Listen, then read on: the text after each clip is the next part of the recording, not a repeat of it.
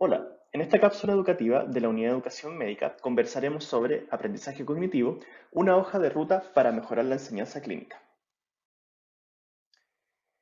Sabemos que el aprendizaje basado en el lugar del trabajo ha sido una tradición de la medicina durante cientos de años. Y lo que vamos a hacer ahora, ¿cierto?, es revisar un marco teórico conocido como aprendizaje cognitivo que contribuirá a robustecer la enseñanza clínica que llevamos con nuestros estudiantes. En la medicina y en las carreras de la salud vamos a tener muchos escenarios distintos, ¿cierto?, en la cual se va a poder desempeñar la práctica clínica.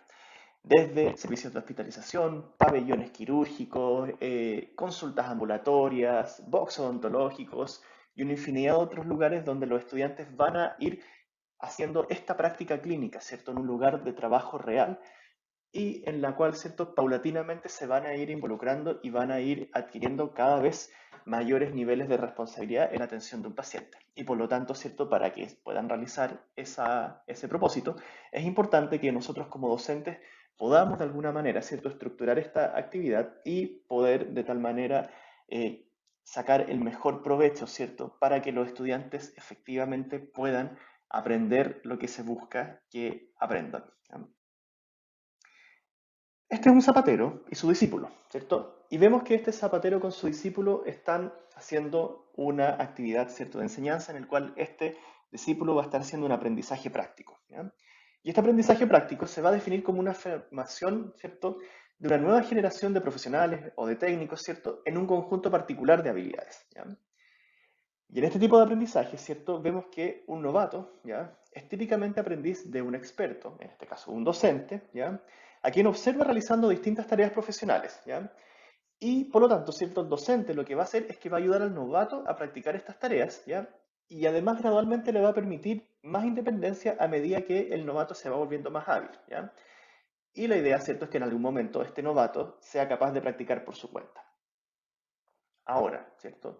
En este contexto que vemos de un zapatero y su aprendiz, ¿cierto?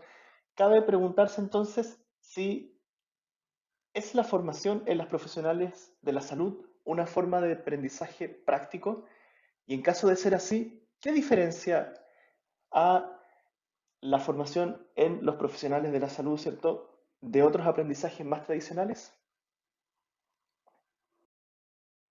Lo que va a hacer la diferencia finalmente en la medicina, ¿cierto? Y en las carreras de la salud en relación a otros aprendizajes que van a ser más técnicos, ¿ya? Es que nuestros procesos de expertise van a ser mucho más cerebrales o cognitivos, ¿cierto? O sea, vamos a estar haciendo las cosas por algo, ¿ya? El problema con esto, ¿cierto? Es que nuestros estudiantes o estudiantes de posgrado, ¿cierto?, residentes, no van a poder observar nuestros procesos de pensamiento internos, ¿ya? A menos que aprendamos a comunicarlos en voz alta. Por lo tanto, ¿cierto? La clave para poder desbloquear todo nuestro potencial, ¿cierto?, como docentes clínicos, de acuerdo a este modelo que estamos revisando, va a residir en aprender a hacer explícitos nuestros procesos cognitivos, ¿ya? Por lo tanto, tenemos que aprender a pensar en voz alta para hacer visible nuestra experiencia, ¿ya? Y por lo tanto, esta va a ser la diferencia en el aprendizaje cognitivo de un modelo de aprendizaje tradicional en el cual, ¿cierto?, lo que vamos a estar haciendo es pensar en voz alta. Ahora, para poder hacer este pensamiento en voz alta o esta reflexión que vamos a ir haciendo sobre nuestros propios procesos cognitivos, es importante, y dado que vamos a estar trabajando con estudiantes, poder entender cuál es el nivel de los estudiantes que tenemos al frente. De tal manera de que este pensamiento en voz alta, ¿cierto? O esta explicación de qué es lo que está detrás de nuestro enfrentamiento a un problema de salud en particular, no sobrecargue cognitivamente a nuestros estudiantes. Por lo tanto, tenemos que tener claridad, ¿cierto?, que con un estudiante novato vamos a tener que, por lo tanto, ir bajando, ¿cierto?, o poniendo al nivel del novato los procesos de reflexiones que vamos haciendo sobre cómo en el fondo va dando el paciente o el problema de salud que vaya a tener la persona que consulta, ¿ya? Ahora, este modelo de aprendizaje cognitivo, ¿cierto? A la larga lo que plantea es que van a haber métodos de enseñanza, ¿cierto? O actividades que uno va realizando durante la práctica clínica para que nuestros estudiantes vayan aprendiendo, ¿ya? Y uno de ellos, ¿cierto?, tiene relación con el modelaje, ¿ya? Y como vemos en esta foto, ¿cierto? Acá vamos a ver una mamá, ¿cierto? O una hermana mayor, si es que lo podemos plantear de esa manera, y una niña, ¿cierto?, que va a estar observando a esta persona mayor cómo esta persona mayor está haciendo yoga, ¿ya? Y por lo tanto, la niña observa, ¿cierto?, la posición en la cual está esta otra persona, cómo está con las manos arriba, ¿cierto? Y la respiración que está teniendo, ¿ya? Y este tipo, ¿cierto?, de metodología de enseñanza o este método de enseñanza, a la larga va a ser algo que uno va a hacer con bastante frecuente en la práctica clínica, ¿ya? Y por lo tanto, ¿cierto? El modelaje consiste en que la tarea se va a realizar mientras el alumno observa, ¿ya? Ahora, es importante tener en consideración que la clave para hacer un modelaje de acuerdo a este modelo que es el aprendizaje cognitivo, ¿cierto? Es importante externalizar los procesos de pensamiento, es decir, que podamos explicar por qué estamos haciendo lo que hacemos, ¿ya? Y por lo tanto se va a necesitar que el razonamiento clínico del docente sea visible para el alumno, ¿ya? Y para esto es importante comprender el nivel del alumno con el que se está trabajando, ya que nos ayudará a saber qué procesos mentales implícitos debemos explicar, ¿cierto?, para evitar sobrecargarlos cognitivamente. Es decir, lo que les mencioné hace un momento, ¿cierto?, es importante que pongamos en la balanza, ¿cierto?, y pongamos el nivel, ¿cierto?, que está teniendo el estudiante y de acuerdo a eso vamos haciendo explícito nuestros procesos, ¿ya? El segundo método es el entrenamiento, ¿ya? Acá vemos una foto, ¿cierto?, en el cual hay un niño que está empezando o está aprendiendo a jugar béisbol, ¿cierto? Y está su papá enseñándole, bueno, a agarrar el bate, ¿cierto? Y este papá tiene la opción de decirle, ok, tú en el fondo mueve nomás el bate, ¿cierto?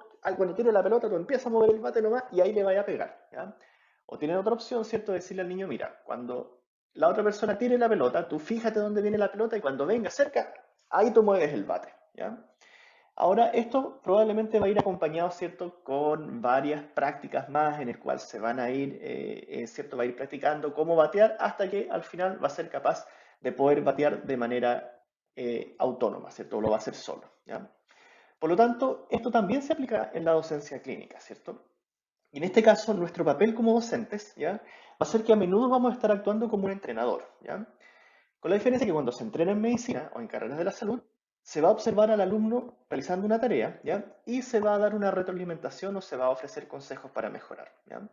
Ahora, es importante, ¿cierto?, que esta retroalimentación, ¿ya?, sea oportuna, específico y enfocado en el comportamiento, ¿ya? Más adelante, ¿cierto?, en el curso vamos a conversar sobre retroalimentación. Nuestro tercer método, ¿cierto?, va a tener que ver con el andamiaje, ¿ya? Y por lo tanto, el andamiaje va a implicar ofrecer un apoyo adecuado para el nivel de los estudiantes. Miremos esta foto, ¿cierto?, en el cual tenemos una niña, ¿cierto?, que está aprendiendo a caminar, ¿ya? Y hay un adulto, ¿cierto?, que la está sosteniendo, ¿ya?, mientras está dando sus primeros pasitos. Y en la medida, ¿cierto?, en que esta niña empieza ya a tener más fortaleza en sus extremidades, ¿cierto?, que tiene un mayor equilibrio y va empezando a dar cada vez más pasos de manera autónoma, llega un momento, ¿cierto?, en que, ok, vamos a sostenerla de una sola manito, ¿cierto?, mientras va dando sus pasitos, hasta cuando ya la vamos a soltar, ¿cierto?, y la niña va a empezar a caminar solita, ¿ya? Probablemente en este proceso la niña se va a caer, ¿cierto?, pero se va a poner de pie y va a volver a intentarlo, ¿ya? Y esto es exactamente similar a lo que hacemos, ¿cierto?, en relación a la docencia clínica, ¿ya? Con la diferencia, ¿cierto?, de que en un niño, y en este proceso en particular, es mucho más fácil de poder saber, ¿cierto?, cuál es el nivel de apoyo que va a requerir, ¿ya? En la docencia clínica eso va a ser un poquito más difícil de poder determinar cuál es el apoyo que el alumno va a necesitar, ¿ya? Especialmente cuando uno no conoce al estudiante, que es la gran mayoría de las veces, ¿cierto?, lo que nos pasa, sobre todo cuando tenemos rotaciones cortas de 3 semanas, de 4 semanas, ¿cierto?, que uno no conoce al estudiante al principio y recién lo va conociendo la segunda semana cuando ya están a la mitad de la pasada, ¿ya? Ahora, sin embargo, es posible evaluar rápidamente el nivel de habilidad actual del estudiante, ¿cierto? Y además también poder determinar el nivel adecuado, ¿cierto?, que vamos a tener que trabajar con este estudiante para que pueda alcanzar el objetivo, ¿cierto? Pueda alcanzar la meta que tiene que aprender respecto a la práctica clínica en la cual está, ¿ya? Y para esto, ¿cierto? A la larga, una de las recomendaciones es no asumir, ¿cierto? No asumir que el estudiante ya sabe algo o que ya viene con algo preparado, ¿cierto? Sino que siempre es importante preguntar por experiencias previas o, ¿cierto?, preguntar por conocimientos previos también. Muchas veces nos pasa, ¿cierto?, que llegan a ciertas prácticas clínicas con elementos que nosotros pensamos que deberían de haberlos sabido, pero o nos encontramos con la sorpresa de que por alguna razón no lo saben y por lo tanto tenemos que tomarnos un tiempo, ¿cierto?, en hacer una nivelación para que después recién podamos empezar a trabajar en los objetivos de la rotación en la cual estamos andando, ¿cierto? Otro de los métodos tiene que ver con la articulación, ¿ya? Entonces, por ejemplo, esto se refiere a lo siguiente, cuando uno está aprendiendo a leer, ¿cierto? Uno va primero aprendiendo a identificar las letras, ¿cierto? Después aprendiendo a cómo se juntan las letras, cómo se forma la palabra, ¿ya? Y una vez que uno conoce las palabras, ¿cierto? Recién se comienza a saber o a comprender qué es lo que significa esa palabra, ¿cierto? Y del punto de vista docente es lo mismo, ¿cierto? A medida de que un estudiante, ¿cierto? O un niño, ¿cierto? En este caso, de acuerdo a lo que estamos viendo en la foto, está aprendiendo a leer, una vez que ya conoce las palabras, ¿cierto? Se comienza a verificar la comprensión, ¿ya? De este mismo modo, el docente clínico, ¿cierto? Va a estimular al alumno a articular sus conocimientos para comprobar la comprensión, ¿ya? Para sondear la profundidad de los conocimientos del alumno, el razonamiento clínico y las habilidades de resolución de problemas, ¿ya? Por lo tanto, ¿cierto? Para poder ir viendo cómo el estudiante está articulando, es fundamental las preguntas. Es fundamental, ¿cierto? Que nosotros vayamos preguntando al estudiante y vayamos, ¿cierto? Exponiendo a escenarios distintos de tal manera de que puedan ir articulando y por lo tanto puedan ir generando una mayor comprensión sobre lo que se está estudiando, ¿cierto? Sobre el problema de salud o tema clínico que se está viendo en el paciente. Otro método relacionado, ¿cierto?, con el aprendizaje cognitivo es la reflexión, ¿ya? Y la reflexión, ¿cierto?, en el modelo del aprendizaje cognitivo no implica simplemente duplicar o copiar algo, ¿ya? Sino que implica estimular al alumno a evaluar sus propios procesos cognitivos, ¿ya?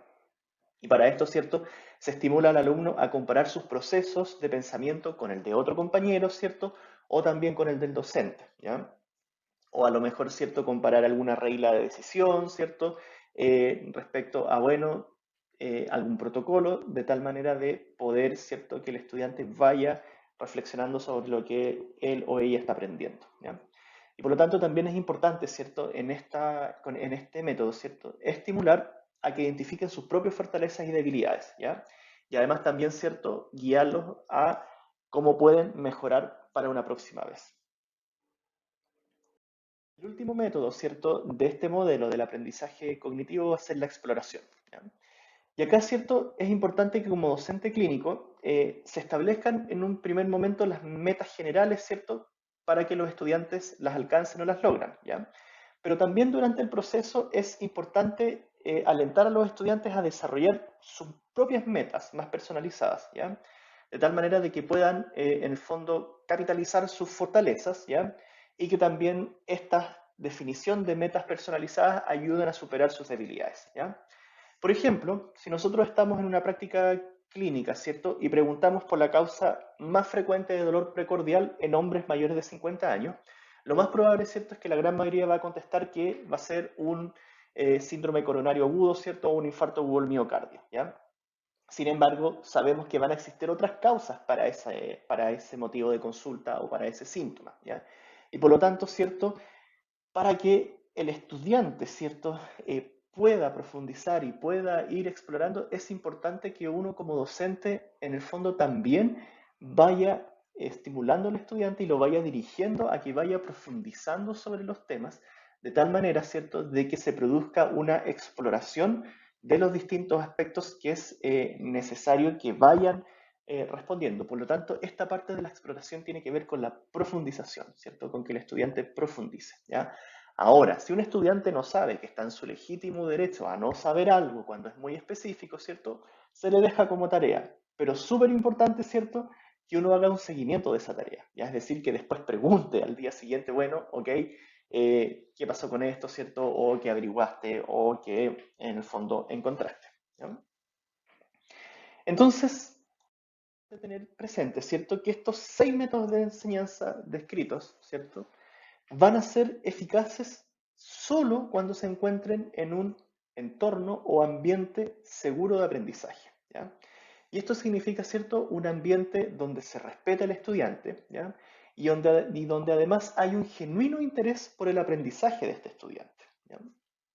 Por lo tanto, para que el aprendizaje cognitivo funcione, es importante que el estudiante se sienta seguro para hacer preguntas y para buscar apoyo cuando lo necesite. Entonces, sintetizar, ¿cierto? Los elementos que hemos conversado, que les he mencionado hasta el momento, ¿cierto? Vemos que la hoja de ruta para la enseñanza clínica en relación al aprendizaje cognitivo se puede conceptualizar de la siguiente manera, ¿ya? Sabemos que toda la enseñanza clínica eficaz debe estar respaldado por un ambiente de aprendizaje seguro, ¿ya? Y que el andamiaje, ¿cierto?, se va a ir produciendo a lo largo de todo este proceso, ¿ya? Y que el apoyo se va a ir eliminando gradualmente a medida que el estudiante va ganando autonomía, ¿cierto? O va, por lo tanto, adquiriendo mayores destrezas. La cognición, ¿cierto? Se va a enfatizar en los estudiantes más novatos, ¿ya? Y se va a enfatizar, ¿cierto? A través del modelaje, el entrenamiento y la articulación. Es decir, probablemente con un estudiante de pregrado, ¿cierto? Un estudiante de curricular, uno se va a centrar en estos procesos, en los procesos cognitivos, ¿cierto? En relación a la destreza que está realizando o lo que está aprendiendo en la enseñanza clínica.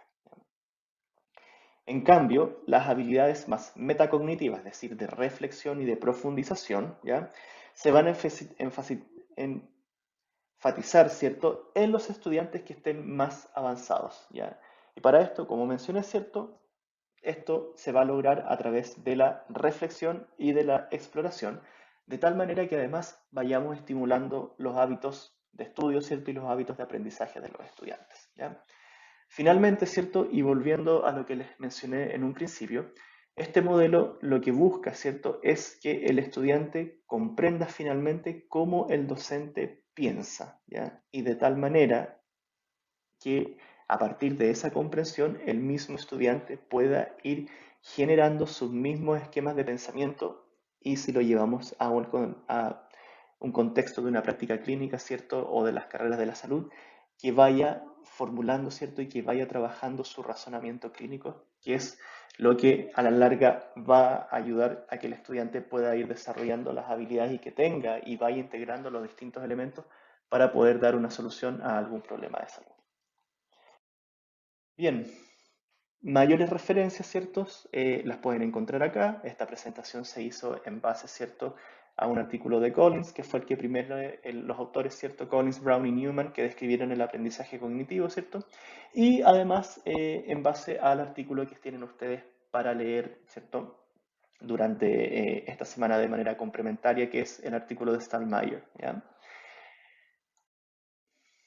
Cualquier duda, consulta, ¿cierto? Está mi correo electrónico y pueden consultarme o escribirme si es que hay alguna inquietud. Que estén muy bien.